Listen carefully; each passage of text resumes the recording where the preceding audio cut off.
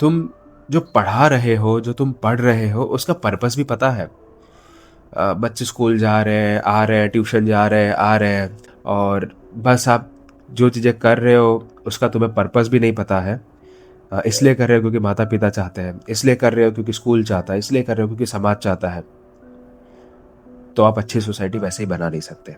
ठीक है, इसमें मैं बच्चों का दोष थोड़ा सा कम डालूंगा। ज़्यादातर दोष पेरेंट्स का होता है।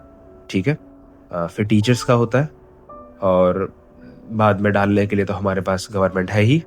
ठीक है, I am thankful to the teachers and friends, और जो भी मुझे मिले मेरे जर्नी में, जिन्होंने मुझे एक चीज़ बताई कि यार तुम ये क्यों कर रहे हो, वाई। आपका वाई क्लियर होना चाहिए, राइट। सो रीज़न यही है कि यार हम मार्क्स के लिए पढ़ रहे हैं, हम किसी को दिखाने के लिए पढ़ रहे हैं। पढ़ाई और नॉलेज एक बहुत प्रीशियस चीज़ है, राइट। किसी समाज को अगर बदलना है, राइट, तो माता पिता और गुरु, इन तीन का बहुत इम्पोर्टेंट रोल है।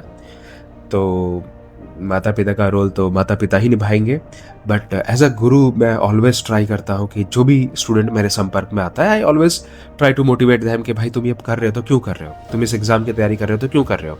तो the one thing that you have to focus is why you are studying this particular subject, right.